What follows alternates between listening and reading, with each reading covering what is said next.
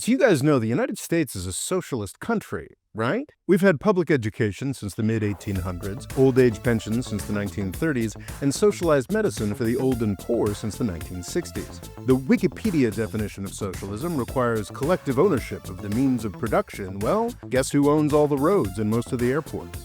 Regulation, centralized planning, and price controls for U.S. big business are just about as old as our first big business, the railroads.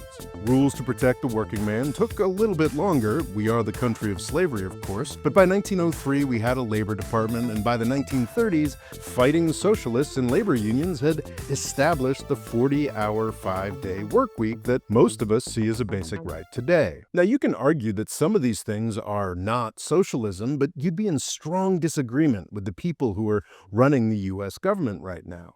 In the eyes of people like Donald Trump or Elon Musk, a government that does anything other than bomb people is evil socialism. But it's not just them. Socialism, in the broadest sense, government collecting taxes to do useful things, has become a bad word for most people in the United States. And that's a mental illness that's beginning to do real damage to this country. Pro-business and pro-market fundamentalism is hacking away at the foundations of U.S. society. As I pointed out in a video a year or so back, to the extent that the United States or Western civilization or whatever has a special sauce, it is big, effectively run government that takes on more duties as society requires it to. For most of its existence, the folks in charge of the United States have understood that what we needed was a mix, a balance between good government and the animal spirits of capitalism. Since the Reagan era, we seem to have been losing that sense. The normal, healthy pendulum swings of U.S. politics between more pro-business and more pro-government politics seems to have stopped happening as we fall further and further into a mindless pro-business fundamentalism. This may have had something to do with the end of the Soviet Union. Ironically, defeating communism in the 1990s seems to have made us more afraid of socialism and dramatically expanded our definition of what communism is or might be. This isn't that complicated. When we actually needed to fight communism, our rich elites were willing to sacrifice on a few things to make a stronger country. Now that we've won, things like taxes, regulations, and basic civil rights are now being called socialist, so as to better facilitate the oligarchs' looting of the country. I've decided not to spend a ton of time defining the difference between socialism and communism in this video. The more I read about the history of the topic, the more confusing that gets. I tend to think the history is more important than the definitions anyway. The true believers will tell you that communism has never truly arrived. According to their own ideologies, the countries that we call communist were merely socialist countries that hadn't yet reached the magic end state of true heavenly communism. This, like a lot of communist thought, is pretty darn silly. Nothing ever ends. As long as there are humans, our systems will change. For geopolitical and historical purposes, I think it's fair to say that communism is a more extreme version of socialism, and leave it at that. For now, anyway. There are a number of countries who claim to be communist over the years, and most of them have failed.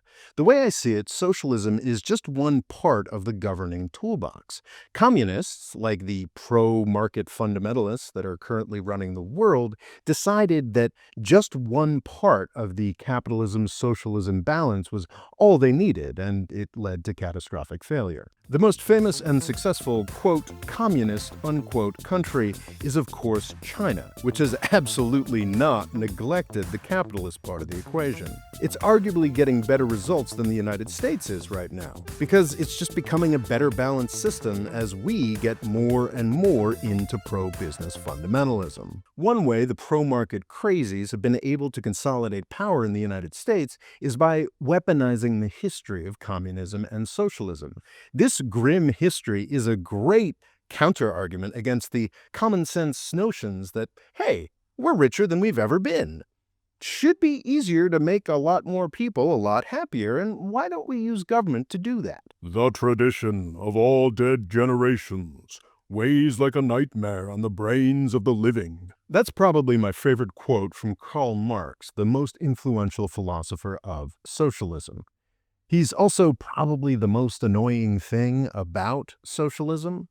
He was a brilliant guy who was lucky and unlucky in a lot of really historically significant ways. There were tons of socialist thinkers running around Europe in the middle of the 1800s, but only one of them was subsidized by a factory owner. Marx lived at the bottom end of lower middle class respectability, imposing great suffering on his family, but thanks to his capitalist writing partner Friedrich Engels, he was able to spend his whole life writing and attaching the albatross of his bizarre ideas to the common sense heart of the socialist instinct. I haven't read Marx's magnum opus, Das Kapital, and I don't expect I ever will.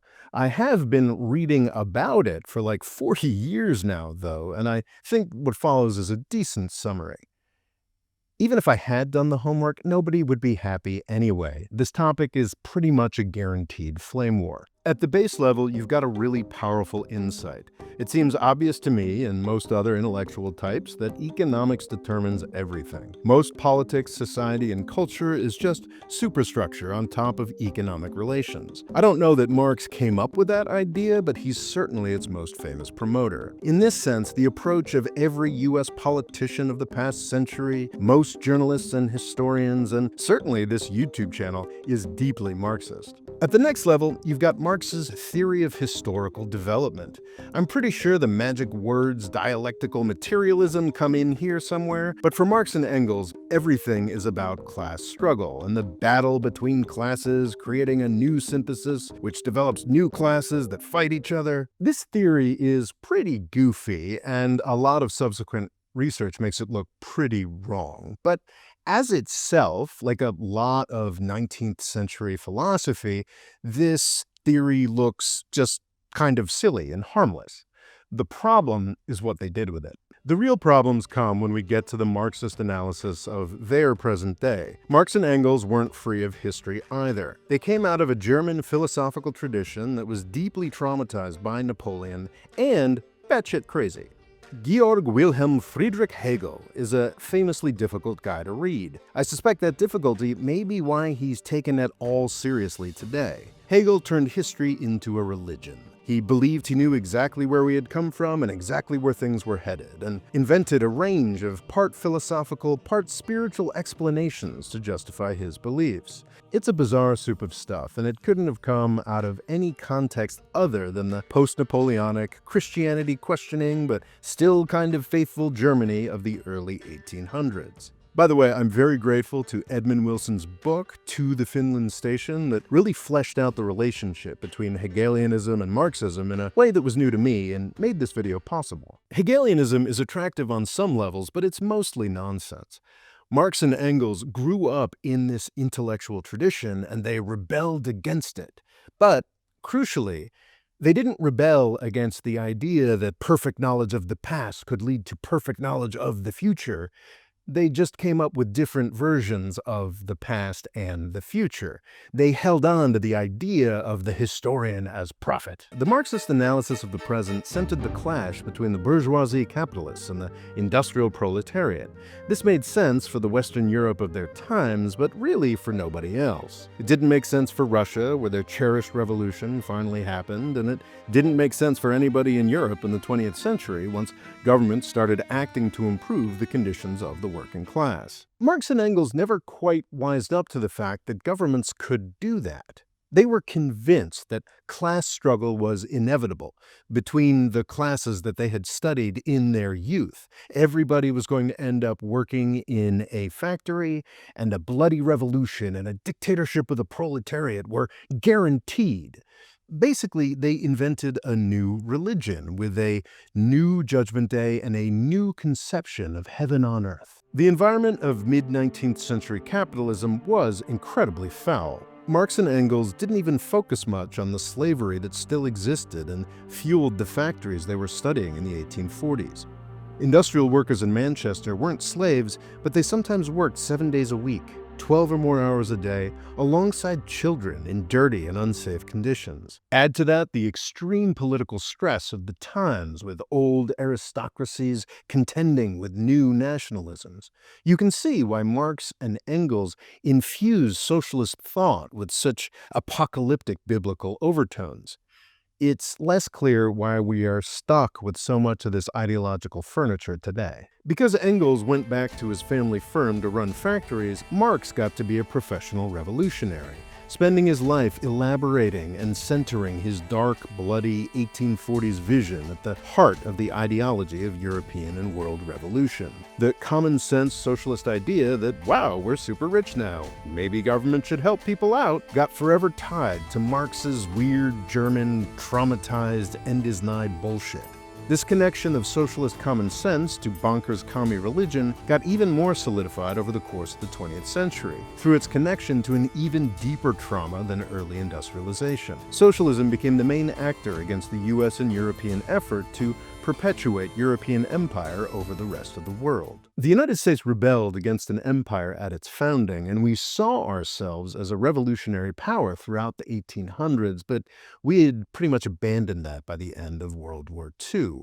There were some very rare and very successful exceptions, like the way that Eisenhower acted during the Suez Crisis, but mostly between the 1940s and the 1980s, we acted to prop up every nasty vestige of European empire we could find, from Vietnam to apartheid South Africa. While prepping this video, I actually came up with a new definition of communism that explains a lot more 20th century history than I am comfortable with. Socialism plus US aggression equals communism.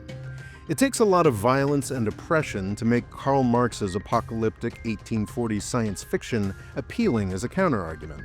Most of the world grew out of hardcore Marxism shortly after winning their independence. Communism only survives in places that the United States invaded directly, like Korea, Vietnam, and Laos, and continues to attempt to destroy by economic means, like Cuba and China. The fact that Venezuela experienced a failed US-backed coup in 2002 directly before embarking on this century's dumbest socialist experiment fits my theory disturbingly well. After World War I, worldwide socialism went through a split.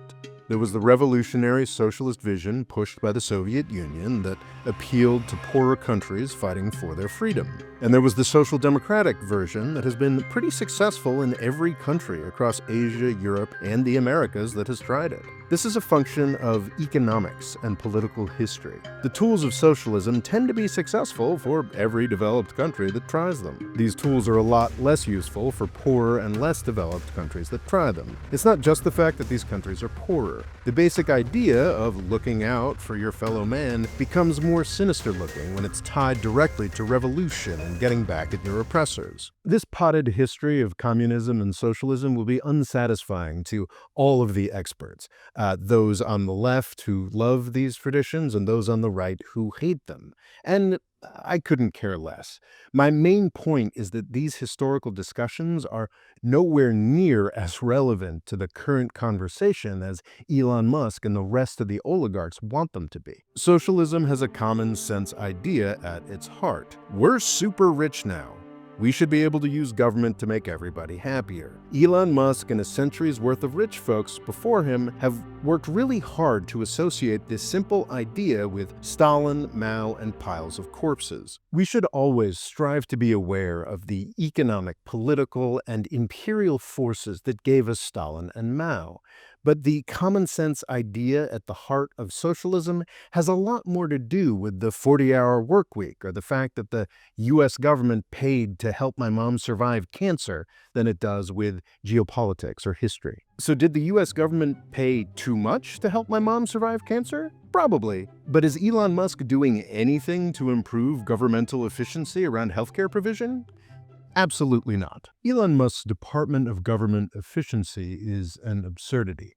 Elon Musk himself seems to have stepped back from the headlines in an effort to save his faltering car company, but the DOGE kids are still hard at work, eviscerating government agencies. The idea that a bunch of computer programmers who know nothing about how government agencies function are going to be able to bring about positive change because they know some advanced spreadsheet magic is bonkers. They are likely to cost the government vastly more in lawsuits, both from fired employees and folks who lose statutorily required services, than they are to gain anything from cutting these employees. They certainly haven't saved any money yet. DOGE is a jacked up, supercharged variety of bonkers, but it's not a new kind of bonkers. This logic has been at the heart of both parties' approach to government for 45 years. It started with Jimmy Carter, who probably sensibly realized that the U.S.'s socialism-capitalism balance was a little out of whack in the 1970s and tried to bring back a little more capitalism. Pushing back against government may have been the right thing to do in the 1970s. In the 1980s, however, Ronald Reagan made attacking government our state religion. I think you all know that I've always felt the 9 most terrifying words in the English language are, "I'm from the government and I'm here to help."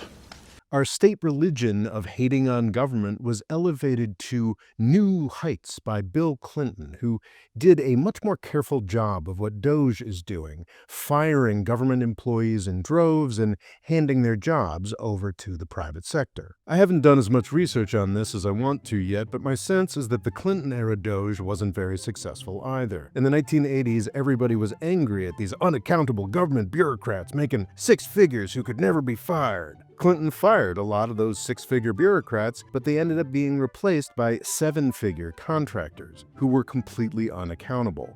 In the end, Clinton's government efficiency push ended up making government services worse and more expensive. What Clinton's government efficiency push did do successfully was make a lot of government contractors rich. He built a lot of mansions in the Washington, D.C. suburbs. I suspect that this will be the same result with DOGE as well.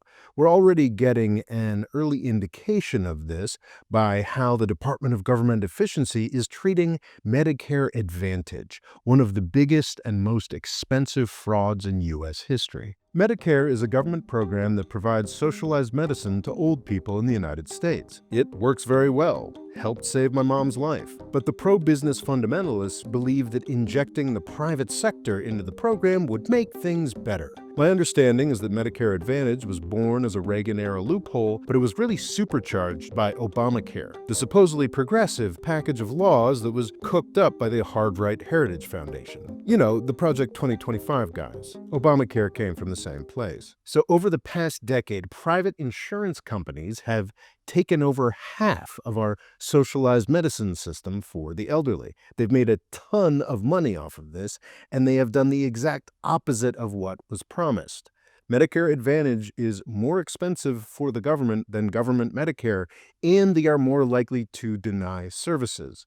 So, more expensive and providing worse services. You'd think that'd be a great target for DOGE, right? The whole Medicare Advantage program is a disgusting fraud and an example of absurd pro-business fundamentalism run amok. Not everybody agrees with me on that. But most everybody agrees that there's a specific practice called upcoding that has already been extensively reported on that costs at least $10 billion a year. That is exactly the sort of thing that DOGE's spreadsheet kids might be good for tracking down. But that's not the kind of fraud that Elon Musk is looking for. Rich people making money off of making government services worse is the goal of DOGE. Elon Musk is working to fire the few medical experts that are left in government, whether it's at Medicare, CMS, the NIH, or, the people who found the cancer cures that cured my mom. The goal here is to make government services worse, so more people get on the private plans to send more money to Donald Trump's friends at Mar-a-Lago. When it comes to government, Elon Musk is not a very smart man. His public relations stink. Nobody's looking for an Argentina-style madman running around with a chainsaw through our entitlement system. But he isn't wrong to be surprised that his efforts aren't more popular. Over the past 50 years, hating government really has become our state religion. Most of the opponents of his DOGE efforts have been careful to point out that they really love government efficiency and market-based solutions. The big effort to oppose Trump, pushed by the Democratic elite in recent months, is called abundance, which is just more deregulation and anti-government hate. The abundance agenda is basically libertarianism for Democrats. The balance has swung all the way towards hyper-capitalism, not just in our elites, but also in the way that most people talk about government and the economy, all across the nation. I talked about my own journey away from pro-business fundamentalism in a recent podcast. Here's a clip. It's transparently obvious to people who read a lot that this is more of the same thing we've been trying for the past 40 years. But I think that the intellectual life, the sort of the level of thinking of most people in the United States, this isn't just like a Republican thing, or it's like all of my contemporaries. Most of the Democrats that I know that are appalled by Donald Trump, personally dislike Elon Musk, in the back of their head, and I've had these conversations, they're like, you know what? But I think it's probably a good thing to slash government some more. Yeah. You know what? I think government is too overbalanced, because this is a message that we've all been getting, like with our mother's milk, permeating through us from social media, of course, but just in like television, the basic messages that I consumed my entire life. Like, I like to think of myself as someone who's, fairly well-read, fairly intelligent. And up until like the 2016 election specifically, when I saw like that the US's best options were either like a full-blown socialist and a reality television star monster, I was like, oh, something has gone clearly very, very wrong here. So I started like interrogating that and realizing like some of these old-fashioned New Deal Democrat tax and spend ideas that I'd been conditioned since birth to like think, to hate and think we're bad and stupid, are actually like just sort of basic common sense and like half of what you need to have a functioning and successful country. So I think the fundamental problem right now is that even the people who are on the left, the Democratic Party, good, socially conscious, people have forgotten entirely that like government is supposed to do things. But there is a kind of hope to be found, even in these grim days of Trump-Musk ascendancy. As we all know, nothing supercharges leftism like a Donald Trump presidency. Last time around, our corporate masters were able to funnel that anti-Trump anger into a useless panic against Russia and a bunch of woke bullshit. Those diversion strategies are much less likely to work this time around. The failures of the Ukraine and Gaza genocide-loving first Biden administration were so immense that Trump actually managed to win the popular vote. In 2017, he hadn't expected to be president before he was elected. In 2025, he and a completely subservient Republican Party have spent 4 solid years planning how to execute his plans with no obstructions. As was obvious to most literate people already, and is already dawning on the billionaire idiots that funded his re-election, a unleashed Donald Trump who can do whatever he wants is likely to inflict worse catastrophes on us than the COVID disaster that he brought about last time. It's becoming clearer what a big favor the hashtag resistance did for Trump back in his first term. The Russia hoax, the teams of journalists and lawyers, and the adults in the room really did manage to obstruct Trump's agenda the last time around. If they hadn't, it's unlikely he'd have completed his first term. If Trump had been able to do more of the things he wanted to do the last time around, he'd be remembered now only as a punchline. The unleashed Trump of 2025 has already kinda crashed the world economy. I've become convinced that there is a place for tariffs in the management of U.S. empire. The time is long past due to reorganize the U.S.-China trade relationship. But a revolutionary change to the world's trading system needs to be done carefully, consistently, and in a targeted way. A discounted reciprocal tariff of 34%. I think, in other words, they charge us, we charge them less. So how can anybody be upset? They will be, because we never charge anybody anything, but now we're going to charge. European Union, they're very tough, very, very tough traders. You think of European Union, very friendly. They rip us off. It's so sad to see. It's so pathetic. What about any of that seems careful, consistent, or targeted? Donald Trump has been president for a little over 3 months, and we've already seen a 20% drop in the stock market and a bond market that looks as sickly as it did at the outset of a global pandemic. He's also been using the Department of Homeland Security as a private Gestapo, stuffing college students into vans as he cuts what's left of our federal government's essential services. At the end of his first 4 years, Trump had a credible case that he had been obstructed from doing his job. And even then, he turned Congress a lot more progressive. This time around, he's been allowed to let his freak flag fly, and it's already catastrophic just 3 months in. Can you imagine how angry this country is going to be 45 months from now? So get more comfortable with the socialist nature of the United States. Start reading up. Because one of the reactions to the second Trump catastrophe is almost certainly going to be a hard swing to the left in U.S. politics. It's going to be like 2008 on steroids, and there isn't going to be a bank-friendly Obama waiting in the wings to defuse the tensions. This time around, maybe we should try to actually solve some of our problems instead of adding to them. Thanks for watching. Please subscribe, and please consider signing up for our Patreon. If you do, you get 2 patrons-only presentations every month and access to the patrons-only Discord server. Thanks.